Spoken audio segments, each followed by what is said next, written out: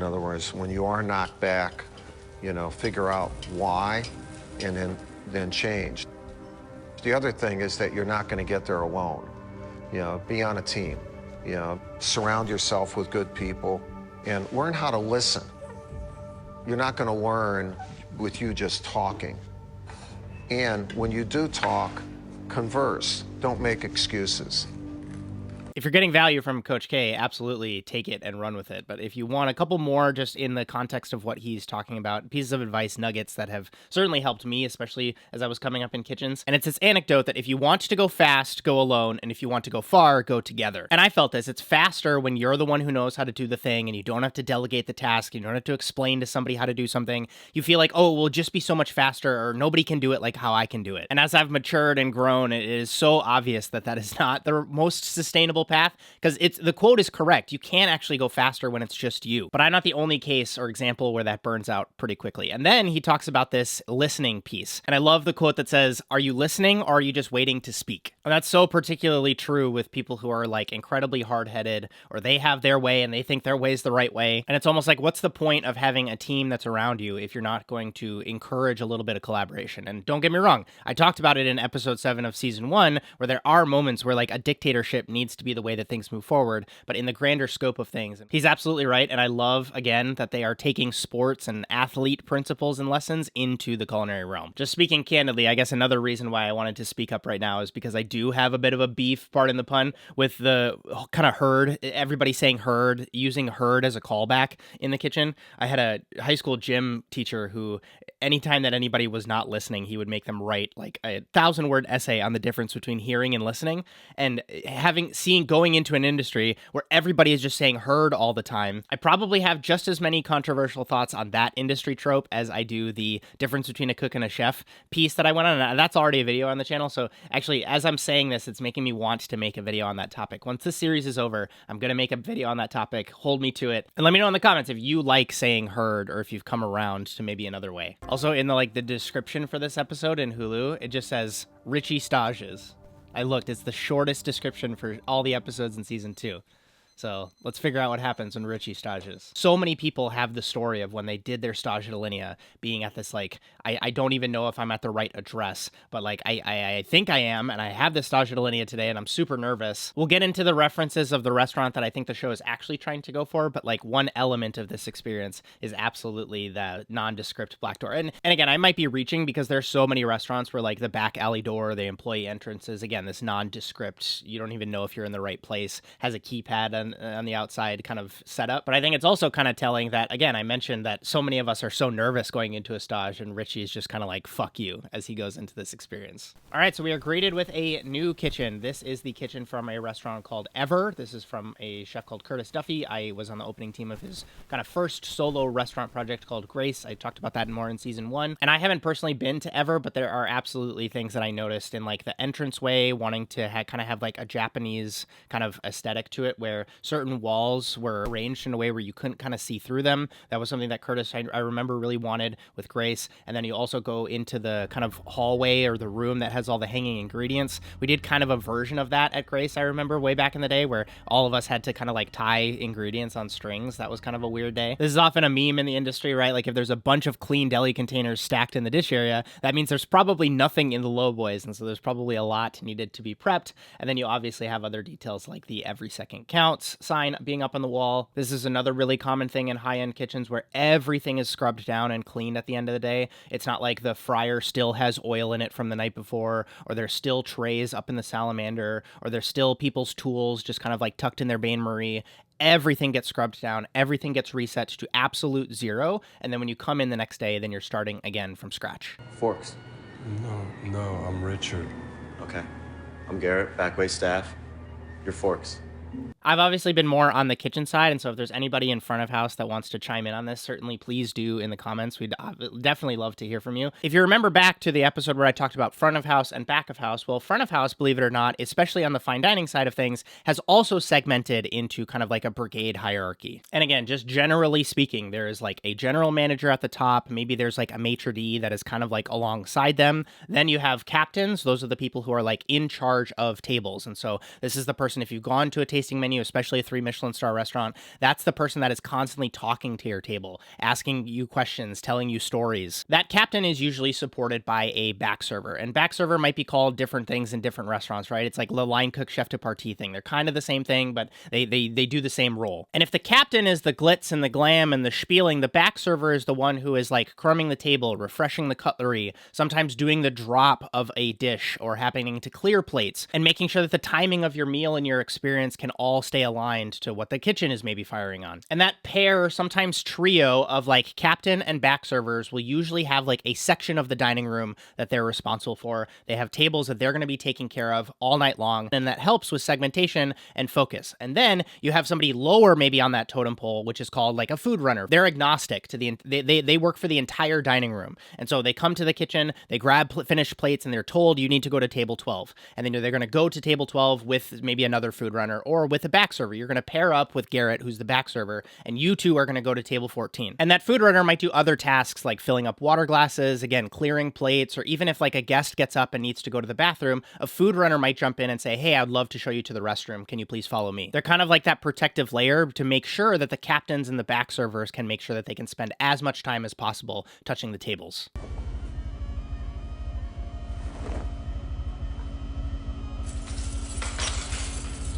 Another funny quirk or maybe industry insight that some may not know is that when you get a front of house position, especially as like a more elevated role, like a captain maybe at one of these fine dining kitchens, you get measured for a tailored suit. The restaurant typically is in charge of deciding that like we have a specific uniform and we have maybe a color palette or a selection of fabrics that we want that our front of house people to be wearing. It's usually not the most expensive suit in the world, but I think it is a testament to like the quality of what a tailored suit looks like versus just something that's off the rack on somebody. Because think about it, you have guests that are coming in tailored suits, and you want the people to be taking care of them to also look the part. And so you saw Garrett in his suit. What's the problem with Richie here is it's his day one. And so there's only kind of two uniforms that exist in kitchens like this. One is the tailored suit. It probably took a couple days to get made, and it's actually a little bit of an investment into this staff member, and that's why we make sure that they are wearing a tailored suit. But if you look at Richie, he's like technically working front of house. I guess he's working with serviceware, but you know, he is working with the front of house team in this context, but he doesn't have a suit on. What gives? Taking aside the fact that he's staging and he's probably not supposed to get a suit, especially in the industry context. If you're only going to spend a week somewhere, they're not going to make you a suit. But if we take suits as one half of the restaurant's uniform, the other half is chef coats. And the nice part about chef coats is they come in more like off the rack sizes. And so they ask Richie to wear a chef coat for, I would argue, multiple reasons. One, to show you aren't just some person off the street. You are actually supposed to be here. You are in uniform. You're here to work. And that sends a message not just to the staff who are coming in and saying, who is this person? Is like, oh, this person is supposed to be here. But also like, and I know it's like 6:30 in the morning in this show, but if a guest were to walk in and do like a dining room tour, you want to make sure that everybody looks like they're like meant to be there. There's a uniform, there's a culture, there's a professionalism here in this environment. We as humans are drawn to find like dissimilarities and things that stand out. And I think Richie being in his like beef shirt when everybody else is either in chef whites or a suit would stand out like a sore thumb. And yeah, this kind of is blurring the lines between front of house and back of house, because if you look at a lot of either porters or dishwashers, they often do wear chef coats. They do have like dishwashing shirts, which is almost like a white button-up polo kind of thing. He's using a very specific type of towel too. It's like a blue microfiber towel.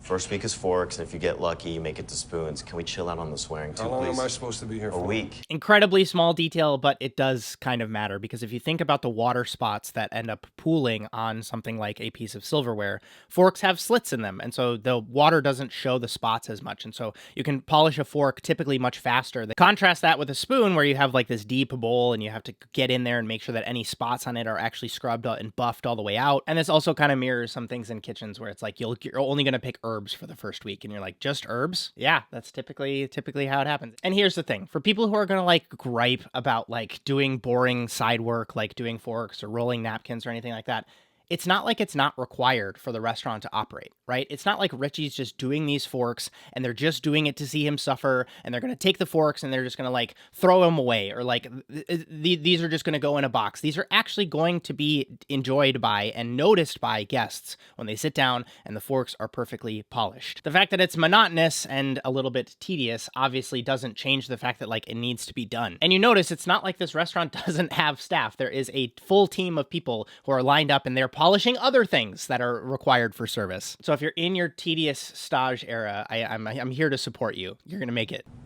Not gonna give cousin the satisfaction of coming home early. I can do my time standing on one foot. So let me get this straight. He's punishing you by making you work at the best restaurant in the world. Yep. Almost positive what we're noticing here is an example of a Franken restaurant that the bear has kind of like hodgepodged together. So we already talked about Alinea. There have absolutely been publications that have named Alinea either best restaurant in North America or best restaurant in the world. We also talked about the actual physical location where this scene is being shot is, yes, in Chicago, but it's at a restaurant called Ever, owned by a chef named Curtis Duffy, who I used to work for at his restaurant called Grace. And also the chef of this concept, they're going to show it in a future scene, is a English woman. And so I think that there's maybe a little bit of a nod to, like, you could argue Claire Smith, even though I know that she's technically from Northern Ireland. And then you also have maybe like an Alice Waters tie-in with like them cleaning the mushrooms together. There's so many influences that kind of hodgepodge together in this scene. As we'll see later in this episode, and because of the kind of more front of house focus and service flair of this episode, I think the restaurant that they're actually trying to reference is 11 Madison Park. And so yeah, EMP is like the trunk of the tree that I think they decided to base the scene off of,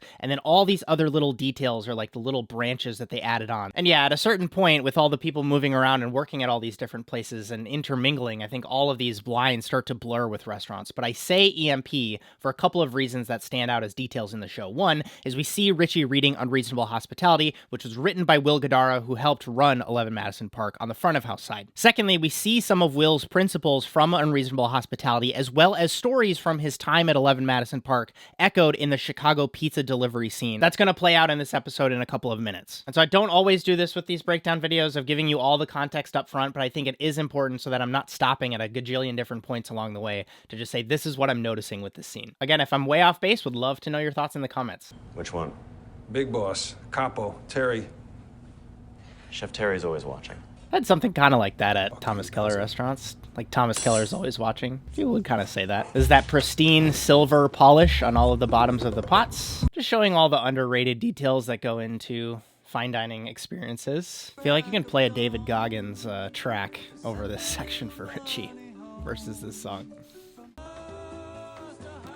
This is not far off at all. The coordinated, synchronized service moments of dropping plates, filling water glasses, removing napkins, clearing plates. It is incredibly orchestrated, and it does make an impact because how often do you see humans moving in synchronicity like this? I've dined at places. I have a video on the channel at this place called Tarzani Jane, where they did the service where all the cooks basically came around the pass, held the plates, and on a verbal cue, everybody spun around and dropped the plates at the same time. And they did that for every single course of the tasting menu.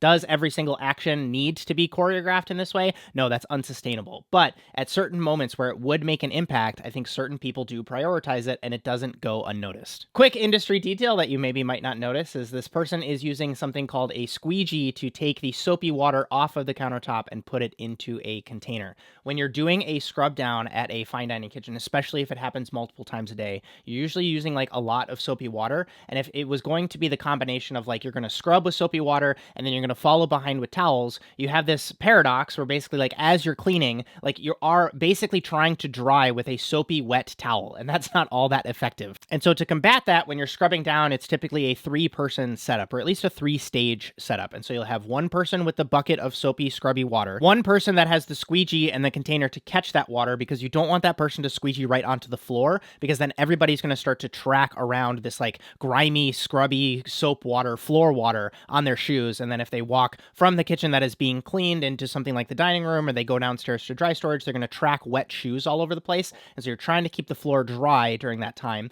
And so they're going to squeegee that soapy water into this container. And then somebody else is going to follow up, usually with towels. And because that person has both hands free, sometimes people will have 2 towels and they'll just go super fast and dry things down. I don't exactly know what stage of the process that everybody's in right here, or the setup that we're seeing on screen here, but you won't always see like equipment and 9th pans and 3rd pans and napkins and folds on the countertop and induction tops on the countertop as the clean down is happening. Usually you want things to be completely free of that countertop. You scrub that countertop down, you clean it all the way, and then you might take this setup. You don't need to take it all the way down, but you might move that now to the clean countertop, and then you'll clean the countertop where all of this was living. Versus what we're seeing on screen here, where you're kind of like cleaning around all this stuff that might be remnants of the prep time or another segment in service, and then you ultimately are left with maybe you move that 3rd pan and there's still crumbs or herbs or shells or something that's still left on the countertop, and it's not technically quite clean yet. Again, every process is different, not trying to like call anybody out here, but I'm just trying to tell you what you might see in an environment like this.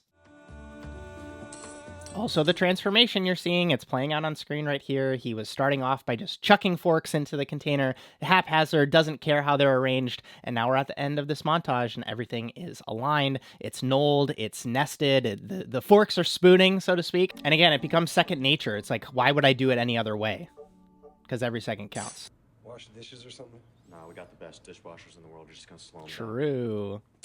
I did a whole piece on a dishwasher I worked with at Grace. For this reason. 9 hours. I think I know He was awesome. Do you think this is below you or something? Man, I think I'm 45 years old polishing forks. No one is asking you to be here. I don't think anybody remembers your name. Nice try. You think I don't know how hard it is hiring people since COVID? We don't have that problem. There's a power law distribution that happens in so many things in this world, but restaurants happen to be the same way. Restaurants that are getting and retaining 3 Michelin stars, the chefs that are getting all of the awards and the accolades, being called and named best 1, top 5, top 10, top 50 best restaurants in the world, they're still attracting talent, at least at the time of recording this video. You folks send me messages saying, I'm still trying to email so-and-so restaurant and try to get in, and I can't seem to get an answer back. And for all the critics of this episode who say like, oh, well, this is really demeaning, this is really demoralizing work, I think the reason that you go to an environment like this, I'm maybe just speaking for myself here, the reason I went into environments like this is because I wanted better for myself, and I needed to get that kick in the pants and someone to tell me what high standards look like, and to have somebody hold me to it, and to have it consistently done day after day, and so it became ingrained in me. And yeah, I kind of talked about this in previous episodes, the like praise in public, discipline in private conversation. That's what's happening here, and I like that we're seeing this play out. Did you know that when this restaurant opened 12 years ago, it won the best restaurant in the world the same year? Okay, we have another Frankenstein restaurant reference kind of mystery to untangle here. The history is, especially in like France and the UK, when you go and you open a restaurant, the most that the Michelin Guide would give you is 1 star your first year open, even if you were operating at a 3-star level. Second year that you're open, you get 2 stars. Third year, they will give you 3 stars. It takes 3 years to get 3 Michelin stars. That was the MO. Is there a story of a restaurant opening and the first year that they open, they get best restaurant in the world? I guess you can maybe argue that when Noma kind of like closed and then reopened, some people were saying that, but I don't think that's exactly the same thing of what this person is talking about. Secondly, 12 years with the timeline that 11 Madison Park was operating under, that is also why that's like another vote in the box of this is more inspired by 11 Madison Park than anything else. And thirdly, Richie's bash or the quip on the word Kool-Aid. I think as I've grown and gotten more mature, when I really hear Kool-Aid, I'm really actually seeing culture. There's a way that we do things, a way that we talk and walk and act and behave, and the way that we actually go about our day-to-day tasks that I think is ultimately helpful in an organization of this size. When you're running a team and everybody needs to be moving in the same direction, and you can have individual elements where you look at that and it's like, that's not how we do things here. That's good. Like, you want that in an organization. I strive when I have restaurants someday for there to be like a Kool-Aid about them, because I want to attract high quality talent. I want people to want to come work at these places. And yeah, when you're in it, it can be easy to roll your eyes at the Kool-Aid elements of your job. But if I can maybe just take the other side, if like the Kool-Aid is missing, it's like there's nothing holding things together. For all intents and purposes, you could be the restaurant down the street and nobody would notice. Or maybe it just feels like a ragtag team of pirates, and then you have all these other second order consequences that you have to grapple with of disorganization and people not trusting others and doubt and high turnover, and it's hard to come up with a new menu because nobody knows exactly what the restaurant stands for. Anyways, I digress. I'm a big fan of this pep talk. It's retained 3 stars because we have a waiting list that's long. 5,000 people waiting at any given moment long. Do you see their faces when they walk in here? How stoked they are to see us and how stoked we have to be to serve them. So there's a quantitative point as well as a qualitative point that was just made. So I want to dig into both here. And the first one, we can kind of remotely fact check with this book that I have up on my shelf. It's called A Day at El Bulli. It's just a fight-on book that has just behind the scenes stuff on the creative output that Ferran Adrià and his team had at El Bulli. If you see this right here up on the front, it says 2 million requests for 8,000 places every year. And so obviously with this being a fictitious restaurant that we're talking about on screen here, it doesn't really matter. But these numbers, they're like in the thousands, in the tens of thousands. And part of it you obviously have to take a grain of salt with, right? Because most times when you're getting yourself on a wait list, especially if it's through like a reservation app like Resy, there's no sunk cost to you as the person, as the diner, to put your name on that list. And so, yeah, sure, might as well just like put our name on the list. And where this practically applies for restaurants is when you go out to a meal like this, you'll often get either a text or an email or sometimes even a phone call from a real person on the day before or on the week of your reservation, just calling to confirm your reservation Obviously, most people are going to say, yes, absolutely, I'm still coming. But for the small percentage that don't, then they use that wait list to make sure, okay, we're going to call this person or we're going to email, or in the case of something that's like an app-based reservation solution, they're going to send you a notification and say, hey, there are slots that opened up. These are the times. Would you like to book? And the reason financially that becomes so important is because there are only a certain number of guests that a restaurant can serve on a given night at this level. Even if we use bare bones basic numbers, there's 100 seats and a 2 top doesn't show, that's 2% of revenue that you lost for that day. And from a qualitative perspective, it absolutely does feel like this when you're working at these types of places. I did a whole video called Fine Dining 101 where I basically talk about this as the Cirque du Soleil effect. It's basically this idea that everybody that goes to Cirque du Soleil, it's probably their one time that year that they're going to see a performance like that. It is like so hyped, they're so excited, they've never seen anything like this, and it's just gonna like blow their socks off. But for the people working at Cirque du Soleil, it's just another day at work for them. I'm pretty sure I'm dating myself with this reference, but it's this old story of a question that Thomas Keller used to ask, or a quality that he would look for in the job interview process when he was hiring a candidate. And I'm absolutely summarizing here, but the basic gist of it was he was looking for your level of excitement when it came to individual ingredients. And I think the example he used was asparagus. He said something like, yeah, every chef, the first day or the first week that asparagus comes into season, the chef is jazzed. The chef is excited because you're just coming off of winter and you have this new green, fresh, bright ingredient to work with. But the real important point is when you're 3 months into spring and you're still looking at asparagus every single day on the menu, can you show up excited? I think that's what's playing out on screen here too, where every single day you're getting this expression of excitement from people that are coming in, but for you, it's just another day at work. Can you keep that level of excitement just as high? It takes 200 people to keep this place in orbit, and at any given moment, one of those people that is waiting in line gets to eat here. They get to spend their time and their money here. I'm sorry, bro, but we need to have some forks without streaks in them. Every day here is the freaking Super Bowl. You don't have to drink the Kool-Aid, Richie. I just need you to respect me. I need you to respect the staff, I need you to respect the diners, and I need you to respect yourself. Powerful. And yeah, 200 people, not that far off. You can look on people's Instagram pages and you can sometimes see the big team photo and you can just count the number of people in the photo at some of these restaurants. That's my old coworker, Amy, right here. Her and I worked at Grace together. And so, yes, this actually is the real staff of Ever, combined with obviously some actors. And this is, I think, the private dining room of Ever. I think that's Nick.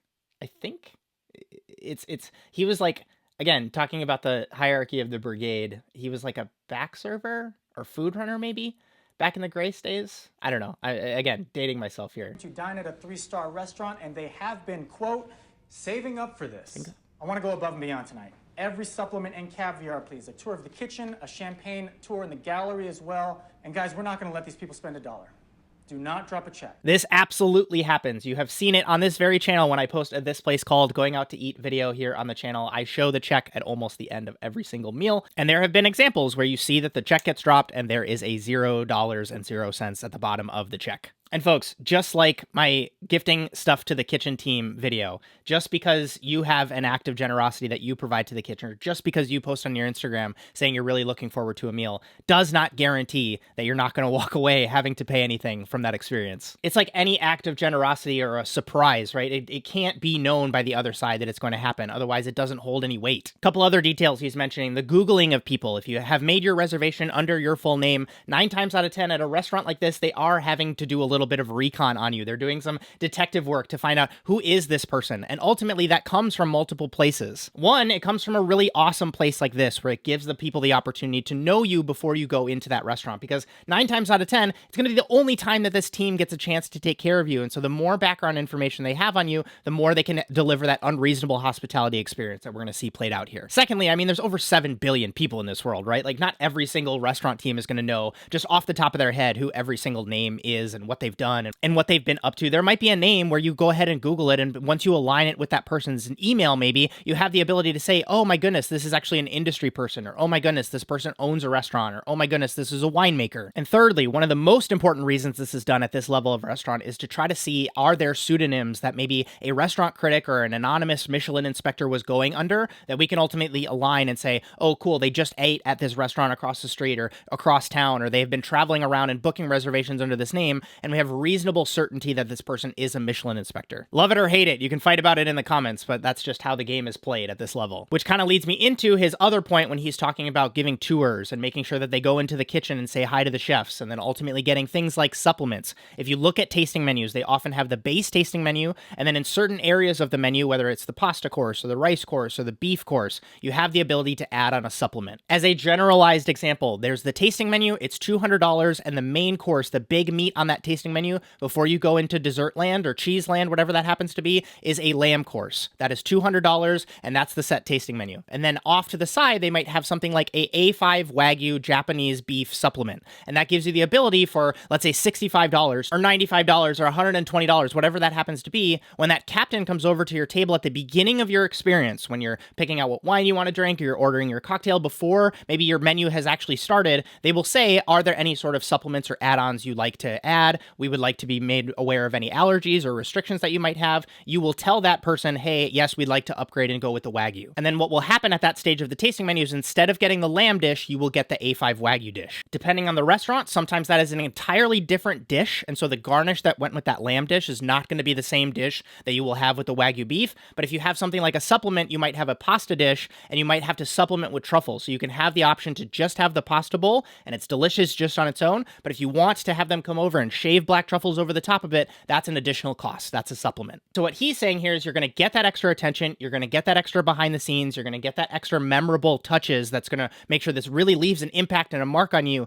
And also we're going to show you the best menu that we have from the sense of using the highest quality luxury ingredients that we are bringing in and prepping. And so those are just little moments of like surprise and delight throughout the meal, because you thought that you just ordered the normal bowl of pasta, and then they come over with the truffle and then they start grating it on, and it's like, honey, we didn't order this. And then it's like, no, this is on us. And so you have this little peppering of surprises and, again, unreasonable hospitality throughout the entire meal. And then at the end, you're getting the kitchen tour, and then right before it's time to leave, there is the presentation of the check that just says thank you on it or something like that. I wanted to cover this because I'm so glad that they talked about it in this show, because you really get to see how it plays out. This is so accurate of how this actually gets discussed in a pre-shift meeting. But then also, it's one of those funny things that if this ever happens to you, it's so like you almost feel guilt, like it's so unrealistic for you to actually have an experience like this. And so it's almost weird for you to like brag or flex on people about it, or at least maybe they only think it happens to like when celebrities come into the restaurant. You heard them talking about like the comedian Bo Burnham is coming in to eat. To the smudge plate, which costs us 45 seconds.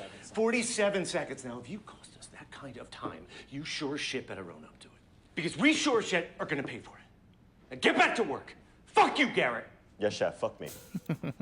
I have absolutely been in many meetings where these are the types of discussions that happen when chef is slamming their hand on the table, or just like screaming or trying to chew somebody out or trying to identify who made the screw up. Also, you have the example where he talked about needing to match up plates. That more often than not happens with protein preparations. And so if you think about like an organic piece of meat, let's say that's like a pork belly, and you end up having the person on the roast station that made that, they're going and they're portioning it. There are going to be different pieces that look different just based on the anatomy of the animal that it is. And so if you're picking up 8 plates and it's 4 top by 2 tops, then you're actually going to want to match up the 4 and then the 2 and then the 2, because it is a bit of a flex to be able to set that plate down in front of 4 different people, and then they all have like a similar looking piece of pork. Or maybe said another way, it would look weird if one person has one piece of pork that looks one way, and then the other 3 have something that looks kind of different. And so you want to make sure that you're matching it up as often as possible, and when that doesn't happen, it is a little bit of a bad look. That gets to the importance of expediting, which we're going to talk about in this next scene. It doesn't happen as often with like mistakes and smudges, and that's why you'll often see like intense plate wiping that happens all the time.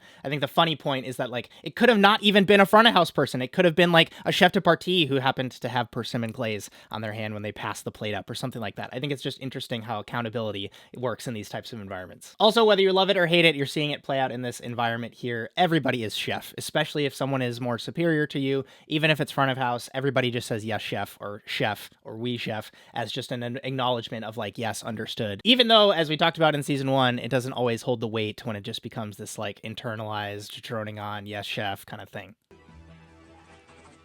This shit is crazy.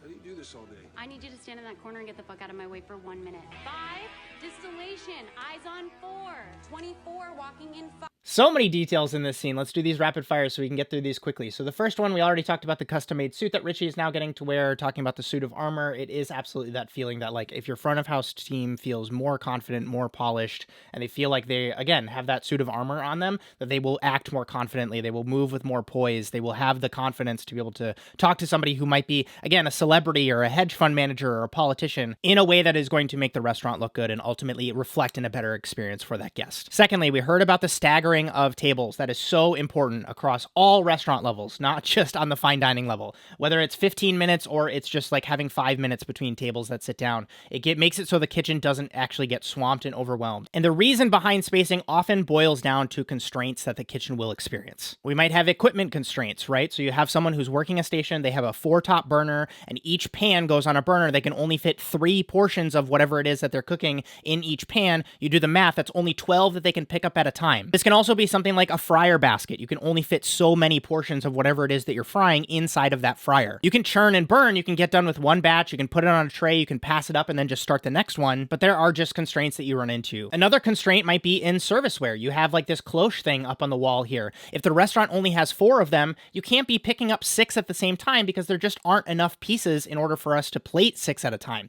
You need to plate 3, you need to send 3, you need to present whatever it is, those come back, you reset, and then you plate 3 more. Another constraint might just be number of hands, right? So if you have something that maybe has like a frozen granita or it's a really intricate plate up where you put the tuile on something and then you only have like, that's the clock starts ticking and you only have a certain amount of time before like that tuile gets soggy or the sauce gets cold or the herb starts to wilt a little bit. And you want to make sure that once you plate that up, you get it to the guest as soon as possible so that they can enjoy it, so they can visually see the desired effect that you were trying to go for. And if you don't do what he was talking about and you stack 20 guests at the beginning of the service all at the same time, the kitchen might be able to plate up 20, but maybe the constraint is the number of hands that you have to run the food. And so then you have this problem where you have plates that are just like either melting or wilting or getting cold or getting soggy. And when this goes wrong, when you don't do this staggering properly, you don't maybe manage the timing and the pacing accordingly, that's when you're a guest and you're looking at your watch and you're like, they cleared our last course 15 minutes ago. What is going on? Something like this can often be the culprit, and it's really important to get this right at the beginning of the meal, because on those early courses, whether it's the snacks or, maybe the cold dishes, maybe it doesn't matter if the pacing gets all slammed together because you can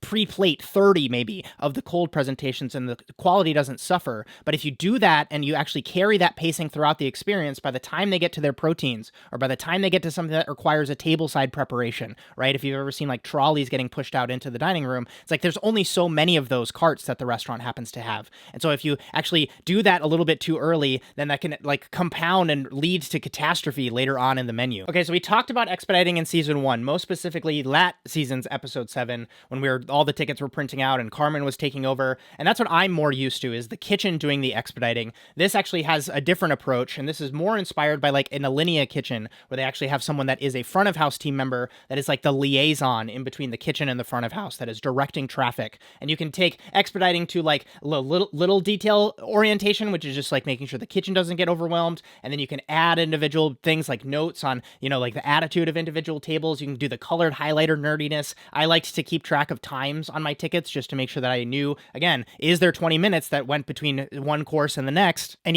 passing that information along, whether it's through notes or, little behind the service station conversations, and making that way to the expeditor can kind of reinvigorate that person's experience if they happen to just be having a bad day or they have a bad attitude. I'm not saying it's like justified in these environments, because it sucks, right? When you have somebody who is just like super entitled and doesn't feel like they are like respecting the staff, or they're there just to like flex on Instagram and they're not actually there to enjoy the food or the culinary experience. But at this level, this is exactly how it's done. Another fun little code thing, and I'm sorry that if I'm spoiling this for the front of house people in the audience and I'm giving away the industry secrets, but I feel like this show does a lot of that already. There's this funny thing that happens when you go out and you talk to tables, especially as a chef, or if you're a captain and the person is just like such a nerd. You can think the nerdy guy from the Menu movie who is just going to be asking all the questions and who's just stoked to be there. And they can sometimes take up a lot of your time through conversation when like, it's not that you don't want to talk to them, but like maybe they've been talking to you for 10 minutes. And we talked about, from the way that the front of house kind of brigade is set up, that captain might have other tables that they need to have conversations with. And so I worked at a restaurant where we did like the 3 fingers, like the Hunger Games thing. And I would take this and I would put it behind my back and I would have that as like a hand signal.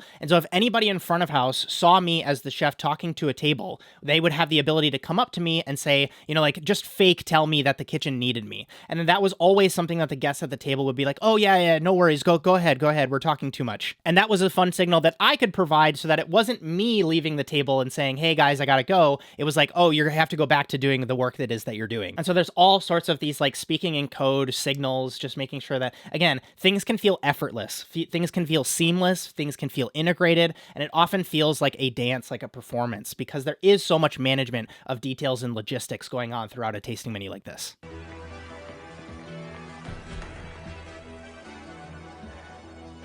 What's up, dude? Pick up for Richard. Super legit that they went to Pequod's. For those that don't know, this is a legendary Chicago pizza spot. Yet again, another restaurant that they actually call by name. Couple things on this scene. I absolutely agree with some of the comments and the sentiment that I saw on both, I think, Instagram and on X of people talking about, like, he got this Pequod's pizza. It's a legendary Chicago pizza spot. I love the pizza from there. And he took it and he ring mole punched it. And so much of the Chicago pizza eating experience is like the crust and the way that the pizza just has like these different sections of it. Would I rather have like a actual just take the slice of the Pequod's pizza and put it on a really nicely made custom ceramic plate and serve me that? Or do I want you to like punch it out and like cut it in a hole like a little piece of donut? And I kind of gotta agree, the experience of eating an entire slice of Pequod's pizza is so much better than what he just did, where he took the ring mold and punched out the center and then took that and punched out another whole centerpiece of it. It's like, part of the reason why you do this is because you have served this person so much food. And also, depending on when in the meal that this person is getting to get this served to them, they might have other dishes after that. And so you actually don't want to shoot pastry station in the foot by saying, we're going to give this person this giant slice of deep dish pizza, and then they're going to be so full that they don't have the ability to experience the dessert. So that is a consideration, but it's like, why would you not just cut a like still triangular slice of pizza, keeping the crust intact maybe? Also, when we talk about like, this is Will Guidara's philosophy of like unreasonable hospitality, like really coming through and shining. And like, you could have had such a cool opportunity to like show the Pequod's box, and you have the ability to like say, hey, we're going to pack up the rest of this pizza and give it to you so that you can take this and like enjoy it as a late night snack, or like if you want to wake up and have pizza for breakfast or something like that. I think that there's something to that I think is so special, that was a missed opportunity by taking this and just like over handling it almost and over manipulating this pizza. I mean, just think about the ability to like, again, cut that triangle slice, you put it on a really nice plate and you put it on the Pequod's pizza box, and then you put that maybe on a cool like service tray and you put that in the middle of the table. I don't know, the counter argument to this is like, he's already taking so much time out of service to do this special act of generosity, so like don't harp on it too much. So like, I kind of get it, but at the same time, I don't know, let me know in the comments. The other detail that she did just mention, and it did come up in the expo part, but I forgot to talk about it, is talking about holding tables, or they're back on table 12 or something like that. Anytime that you go up to the restroom, if you need to take a step away from the table to take a phone call, if you're like a smoker and you go outside to have like a cigarette or smoke a cigar, you are up and away from the table, and at restaurants at this level, you will not be served a dish. The idea there is because we don't live in like a cloche world. You just saw the presentation that was on the table with the desserts. Like, there's no cloche that's going to fit over that setup. And yeah, that's not a hot dish, but you kind of get where I'm saying, where we don't live in a world where people are using cloches to kind of trap the heat inside of a plate. And so instead of that like run around of like, okay, well, they went to the bathroom, but I don't know how long it's going to take, or like they're smoking or they're having a phone call, I'm just going to leave the plate on the table with the cloche over it. That still has the opportunity for the person to come back to that table. They remove the cloche and the plate is still cold. And so at restaurants like this, they figured out that if we keep all of the things inside of the kitchen, the serviceware, the mise en place, maybe you pre-plate what elements can be pre-plated. You also aren't having front of house service members running around worrying about like, is the cloche here? Where is the person? But you do, when you go to the restroom or you take a break from the table, you pretty much always have somebody watching you, and they're going to convey that information that like, hey, this person is up, this table is up. And then when you come back to the table, then they're saying, yes, this person is back. And it does cause these sometimes awkward interactions where like you as the chef or the person on the line is like, you're plating something, and then it's like you get it 80% plated, and then it's like, oh, this table is up. And then it's the constant question of like, can we keep it? Can we save it? Is it going to be quick? Or is it something where we need to break everything down, put it on trays, and then we need to replate it when they come back? The other time that this happens when you put like a hold on a table is oftentimes when you have a guest or a table or a family or a couple who is just like not used to this type of dining experience. And this amount of food, this number of courses, this amount of like gastronomical stimulation is just a lot. The front of house team will often come to you and say, would you like to take a break? My wife and I had this happen. We went to Mexico, we had a tasting menu experience, and it was just so much food. And we had been like wine tasting in the afternoon, and we just asked to take a break. We asked to go kind of like sit in the garden and just take a second and drink the rest of our glass of wine and just have a little bit of a second away from the table. And then after that, you actually are a little bit more invigorated. You let things digest a little bit, and then you can return back to the table. And then if you're like forthcoming as a guest, you can totally take a break. And then also as a front of house person, they will sometimes suggest that as an option for you, so that again, this remains a pleasurable experience. It should not be like uncomfortable to get to the end of a tasting menu. Even though, yeah, it totally happens where the chef just kind of like overwhelms you with food. Maybe it's out of generosity, but they just don't know, or they do something like this where they're giving you like supplements and additions, and like they're going to get Pequod's pizza for you. Yeah, the details in this scene, it's just like we could talk about this all day. 12, walking out. 3, going to 21. Like, does this really scream Chicago deep dish? Like, do you want to eat that? Like, so much, like, it's blonde. Like, so much of the caramelization and the Maillard reaction is just, like, gone from this little bite of pizza. It's just like a big, thick dough ball with, like, maybe the wrong proportion of cheese and sauce. I don't know.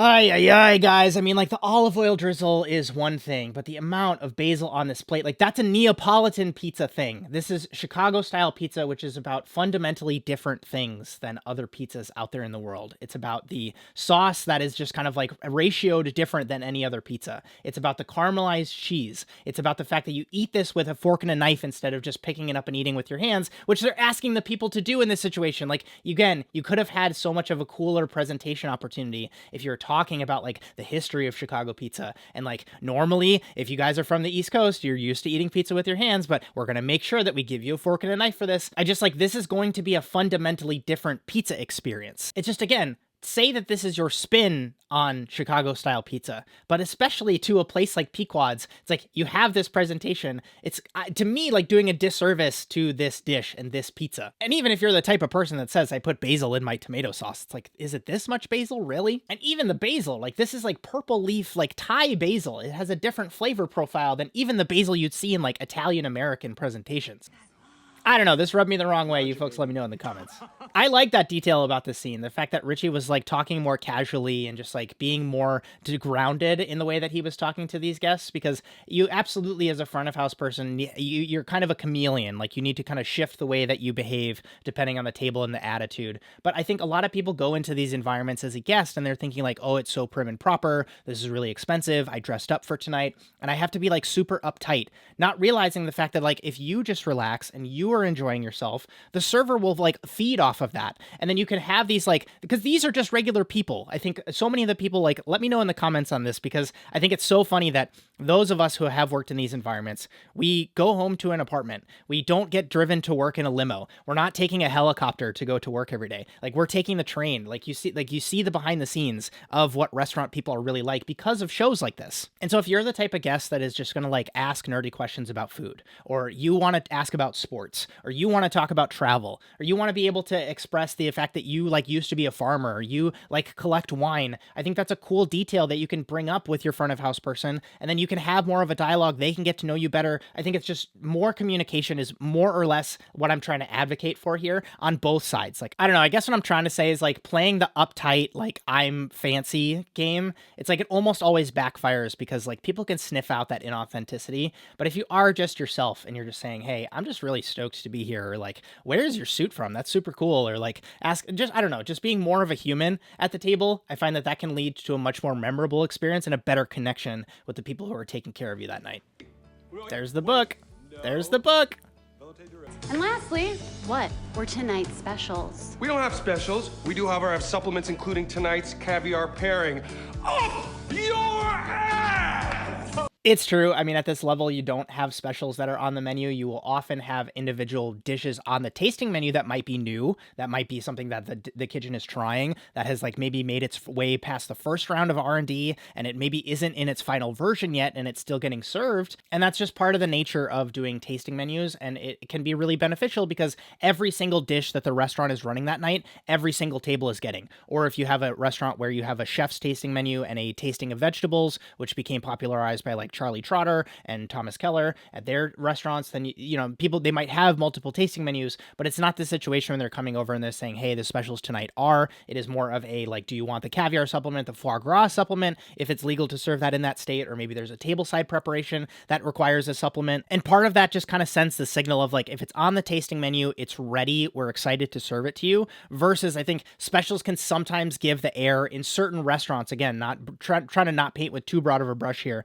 but like, we only have 3 portions of this left from the weekend, we're trying to offload it kind of thing. It's not this thing where we're going to like beta test things on you. That's what for specials in other restaurants can often be seen as, and you want the opposite in these types of environments. It's very intentional. Oftentimes there's other logistics that need to come into play, like there's wine pairings that need to be talked about. Also at this level, you have questions that are coming from some of the most well-eaten guests in the world, and so the front of house team members being able to know exactly what it is that they're tasting, so that when the guest on table 12 asks what was in the sauce, the person can say, oh, that's seasoned with apple cider vinegar, because that absolutely saves the number of like interactions and conversations and information transfer that needs to happen if the front of house team is just firing on all cylinders. And you see it at this level. Maybe that's like the fundamental difference, is that these folks, they still are high caliber. They still operate much more like a team, and they are much more cohesive because you're spending 10, 12 hours a day with these folks as your teammates. And you often see that at this level more so than at the casual level, where the front of house people just like, they come in, they clock in, and they're just kind of like mercenaries. Like, I just want to worry about my tables. I don't necessarily care what the fuck is happening on the other side of the dining room, but like, I want to just stick to my stuff. Maybe I want to like make my tips, and then I just want to go home. Whereas at this level, it is like their main focus. It's their main thing. It is a career. They take a lot of pride in it. And Richie's finding that here, which is fucking awesome. And I think we're all really going to miss you here. Fuck, man. I'm just getting the hang of it. I know. It's a good feeling when you're a stage. Again, I talk about the show more from the chef and culinary side, and so if you are a front of house person watching this and you have stories to share, advice to share, you want to connect with other people, down in the comments, I would love to see your insights. But yeah, it's an awesome feeling to get to the end of a stage and be like, we're gonna miss you.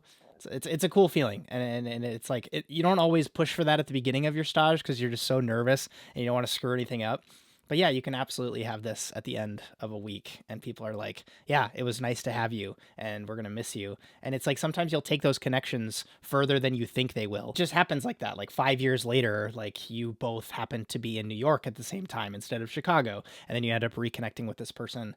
And like, I've had experiences like that where I ultimately become roommates with people that I like worked for free with at restaurants. And so it's cool because the learnings that you have is one element of stashing, but then you have the networking side of stashing, which I just I don't think that gets talked about enough. Just peeling mushrooms for the lamb de tournelle? Peeling mushrooms. Yeah, it's just a nice little fun detail, so when the diners see it, they know that someone spent a lot of time on their dish. Do you want to have a go? Right. Okay, so hold it like this. Mm-hmm. Knife 1300. Grab the end and just peel, like that. Just go slowly. Doesn't seem like it, but I've got a lot of details to talk about in this scene. So the first one is having the executive chef or the chef owner dressed differently than everybody else. You often actually end up seeing that. And that's because, one, they often don't have the same role as everybody else throughout the day. They're in meetings throughout the day. They're doing photo shoot stuff. They're on phone calls. And they're actually maybe not being on the line as much. And so that's kind of my first call out, is that you won't often see the executive chef like in peeling mushrooms. You'll see them doing things like butchering the Wagyu, or like taking apart a big piece of fish, or like actually inspecting something like caviar, or tasting sauces. I guess maybe what I'm trying to say is you would much more often see someone in Chef Terry's role like talking to the mushroom forager or the mushroom purveyor as they just came off and dropped off a bunch of mushrooms, more so than her actually being in the kitchen peeling the mushrooms. Secondly, we got to talk about the peeling mushroom task, because when she gives the demo, she says, put your knife at 1300, and then on her mushroom she's holding, she puts her knife at like 6 o'clock or 5 o'clock or 4 o'clock, wherever she puts it on her. The peeling part is not wrong. I've had peeling mushrooms as part of my prep task, and this is like with button mushrooms or cremining mushrooms, there's almost like a skin that goes up and underneath the cap of the mushroom, where you can totally take something like a bird's beak knife like they're taking, and that you can peel the mushrooms. Correct me if I'm wrong if you do this as part of your prep list and you have a better way to kind of keep the integrity of this, because I looked at this prep project and I was like, when I had peeled mushrooms on my prep list, I would always keep them online because I would have to do them a la minute, because then I would shave them on a mandolin and then we would do raw pieces of mushroom on the dish that I was is prepping and presenting. And so to see them doing it this early before service, when literally no one else is in the kitchen, this seems like it's like very either early in the day, or it's like nobody else has started, and there's going to be a significant amount of time that's going to pass between when they do this project and when the guest actually enjoys it. And that's, again, my experience kind of tainting this whole thing. If they're going to cook these mushrooms after they've been peeled, and they especially can do it right away, and maybe like as you're prepping, you're keeping it under like a wet towel as you're prepping, maybe that does work. I just know these oxidize so quickly after you end up peeling them. And so that leads me to the actual point I'm trying to make, which is a combination of the instructions that she gave, the little quip that she mentioned about the little detail that the guests would notice. It's a little thing and technique and knife cut that you can do to elevate something that is like the humble cremini or button mushroom, which is fluted mushrooms, which is a technique where you do exactly what she said. You have a little paring knife and you hold the mushroom at 1 o'clock and you kind of like spin it as you're cutting it, and you're left with this cool spiral pattern on the cap of the mushroom. I could be completely wrong, but I'm guessing the reason that they switched from fluted mushrooms in this scene to peeled mushrooms in this scene is because they needed to have the dialogue between these two people who are actors, they're not chefs, and they don't have the touch to flute mushrooms, just like in a consistent way on camera while they're trying to remember their lines and deliver them to camera. Because fluted mushrooms, for those that don't know, are kind of like the quenelle. It's like a weird knife cut. It's like turning potatoes. It's like one of these things that is incredibly repetitive, and you can get the touch for it, but if you don't have the touch for it, it can be really hard. It can be really intimidating. You're going to screw up a lot as you learn how to do it. I will say, though, this is another example of that like really intimate and connected conversation that you can have across a prep task from somebody, in the same way that we saw Luca and Marcus have the conversation. You're seeing Richie experience the same thing here. And so as much as people poo-poo like tedious prep tasks, it's like you can actually have one of the coolest bonding moments over it. If you can kind of like get your head out of your ass and to not tell yourself that you're like too good for these types of tasks with your coworkers. That's what it's all about? Yeah, I think so. It is a dope feeling when you walk in and chef hands you a tray of something. When did that start? And says, hey, I did this for you today. She's also got the stereotypical silver watch. Silver steel watch on your wrist. Told me. He said you're good with people. He's not wrong. It's a funny, like, executive chef thing. Enjoy this episode. I would love to see you back for episode 8. Don't forget to subscribe to the channel as we get closer to 100,000 subscribers. My name is Justin Khanna. I hope you have a good one.